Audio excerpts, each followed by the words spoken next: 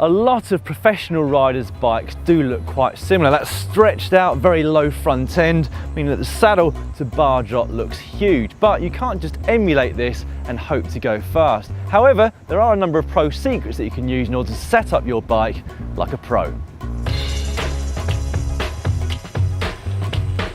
Your bike is effectively a tool, which means that function is of primary importance. You need to be comfortable riding this thing for 6 hours a day, 6 days a week. So there's no point in getting your bars really low, trying to get aerodynamic if you're crippled and you can't ride because your back's hurting too much. You need to set up your bike for you.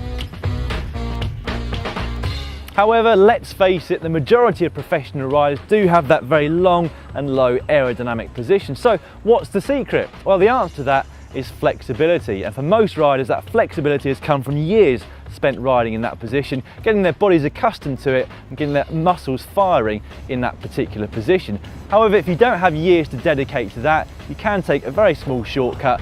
You need to get more flexible and work on your core, which could mean doing 2 lots of yoga sessions each week, or simply a daily 10-minute stretching routine focusing on your hamstrings and glutes, because these are primarily the 2 muscles which will limit your range of movement. Most professional riders will use a 53x39 chainring combination and an 11 to 25 or maybe 27 cassette at the rear, but that is because they need to pedal at 65 k's per hour. But they will adjust their gearing if the terrain demands it. So you should ask yourself some questions. Do you need to pedal at 65 k's per hour? If the answer is no, you probably don't need a 53-tooth chainring. If you're riding constantly on short, steep climbs, then a 34-tooth chainring might be perfect for you. To be really pro, you need to make intelligent, rational decisions on your equipment. Now, this next one is perhaps not one that you want to copy unless you're an experienced cyclist or you've got a degree of flexibility required, but that is that a lot of pro riders actually ride a frame one size less than you'd expect for somebody of that height. Often the reason for this is that head tubes these days are quite long. So what they'll do is they'll go down a frame size, have a low front end, and also have a stem which is quite long, so they've got the reach 13, maybe even 14 centimeters. It also has the added advantage that they're then riding a lighter and tighter frame. Now, if you're worried about handling issues by going down a frame size, you needn't be. After 1 or 2 rides, you'll soon get used to the fact that the steering is just ever so slightly less responsive.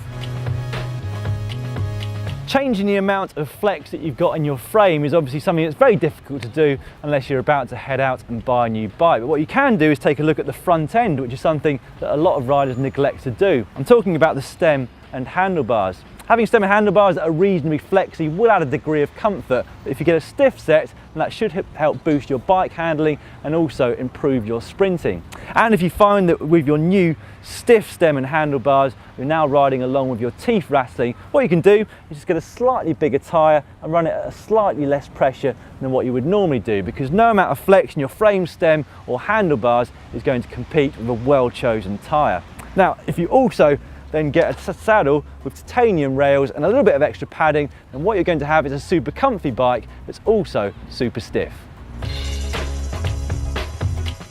Finally, nothing quite says pro like rolling out on a sparklingly clean bike every time you ride it, and to that you can also add in your helmet and shoes. Now, of course, professional riders have mechanics to look after all these things for them, but you can do it yourself. Not only can you keep your bike clean, also make sure that your gears are working well and that you stay on top of cable replacement. And finally, we recommend going for black bar tape.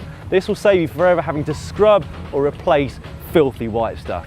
So there you have it. If you want to set up your bike like a pro, treat it like the tool that it is, make sure it's fit for purpose, and if you want that really pro aerodynamic look, start working on your flexibility. If you want more pro tips, well, you're in the right place. To see how to descend like a pro, click up there, and to see how to pose like a pro, click down there. And finally, if you want to subscribe to GCN, it's free. All you've got to do is click here. I can't get it.